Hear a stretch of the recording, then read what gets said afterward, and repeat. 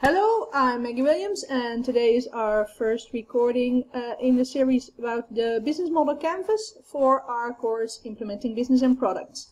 So today I am talking about the value proposition, which, as you can see, is the central part of the business model canvas. It's the key. I think also because it's the central part, they've been digging deeper into it, so you now also have the value proposition canvas, which you can find other videos about, but for today I will just explain about really what is the key aspect of your value proposition. The questions that are here: what value do we deliver to the customers? Which one of our customers' problems are we actually helping to solve? What bundles of products and services are we offering to each customer segment? And which customer needs are we satisfying? These are the questions that you can ask to formulate your value proposition. Value, of course, is a quite of a broad term. It also has some connotations in philosophy, etc. But in terms of the business model canvas, you can look at value from the point of view. Value is what your customers in the end are ready to pay for, and that can be a very concrete thing that you deliver to them, and it can be very much in terms of service or abstract, emotional, etc. But we'll get into that. So I've been doing business model canvas workshops in the past, and from that I've learned that the value proposition really is also the key aspect, and it's really important for entrepreneurs to understand what is their value proposition. The first example I will give you is from a very good friend of mine, and she does shiatsu massage, and she was setting up her business and was helping her with her business model canvas. And when she was defining her value proposition, she was very focused on all the techniques that she can administer, all the her knowledge and what she does in her practice as a massage therapist.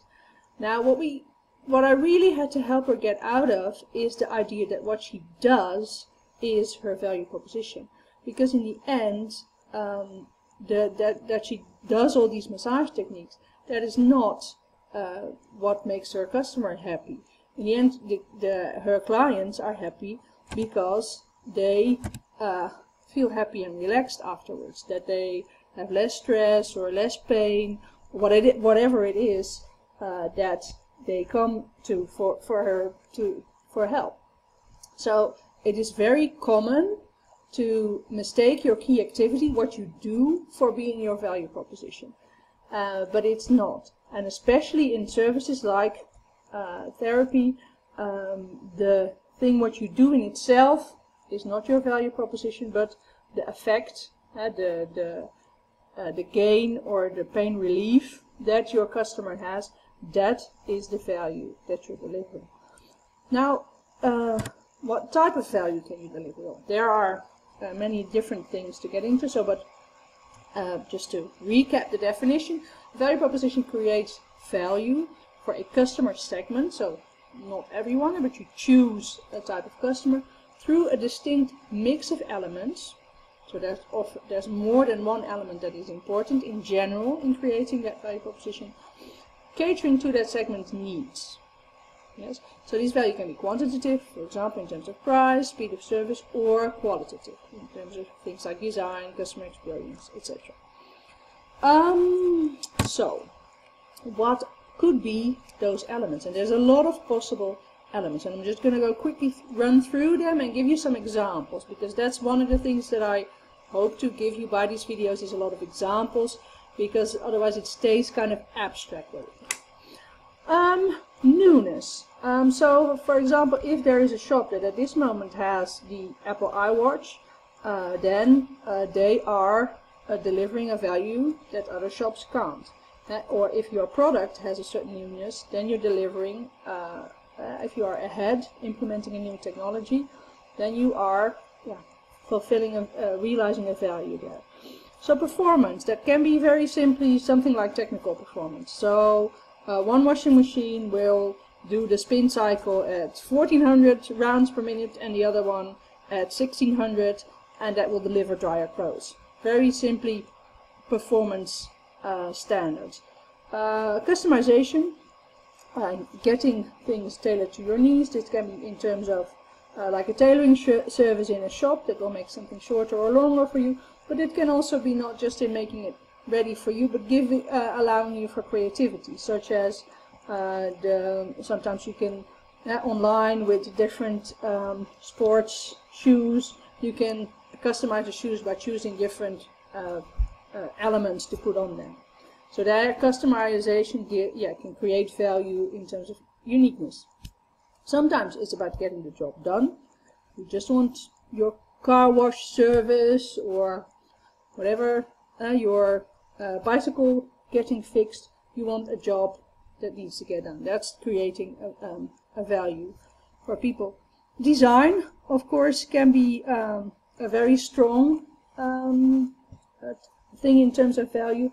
As designers, I hope all of you have some feeling for design, that you have a certain design brand or a designer that you like, and that design or type of design will make it that you are ready to pay more for it than for a similar table, chair, whatever piece of it is from, for example, IKEA. So specific design delivers value, and this is hopefully also in the future maybe where some of you will be able to create value. Brand or status, whether it's Apple or BMW or, you know, certain brands have a certain status, and even some people will call people like, oh, he's a real Apple person, or he or she is a real BMW driver. So that's also creating value for people. Price, if you have similar product at a lower price, that's creating value for your customer. But also cost reduction can be a factor, and that's different. I can buy a new fridge, and I can think, well, maybe I wait because I don't need a new fridge yet. But when I know that the new fridge will save me 50 euros a year in electricity costs, then that cost reduction, that is a value in itself that plays a role in my decision to buy that new fridge already, instead of just waiting till the current one breaks down. Risk reduction, on that new fridge I can buy for 30 euros extra. I can buy an extended warranty of I don't know, 3 years maybe, and then I know for sure that if anything happens I will get a new one, no hassle, etc. That's in terms of a service, but also products can be part of risk reduction. Even, for example, I think some second tiers are working on things related to waterproofs, reducing the risk that your hair gets ruined by the rain, whatever. That is also a product in terms of risk reduction. Accessibility. For example, Netflix is a service that gives you access to all sorts of movies, TV series, etc. But also in a non-virtual way, accessibility to physical events or even other things. Convenience is close to accessibility. So, for example, if you have all different high-end brands in one shop, it is convenient for users because they don't have to go to different shops. Usability. Give me an example. Well, for example, your the twist-off caps on certain beer bottles, so that makes it easier to just not be having to look for the bottle opener, etc. So there are all kinds of elements that are part of creating that value proposition, but this is an interesting checklist to know where you are, or are you actually creating value in some way. So here's just two examples. So you can have a really high-end luxury hotel room and a very simple and cheap one, and they are the thing, the activity, the service they are fulfilling is the same. They're giving you a place to sleep, but the one is in the experience and etc. Giving something very different than the other one, where just price and simplicity So these are different values. The ones below, these are original design chairs next to their cheap copies. And yeah, that's also again here you see the value of price versus design, and there it will be up to you to decide where you think that value is and what you are ready to pay for something. Well, of course, the car is one of the things where value is the value is turned in terms of performance, but it's also very much in terms of brand, status, and design. So this very many of these elements are combined when you talk about cars in the value that is created and the value proposition that people are ready to pay for.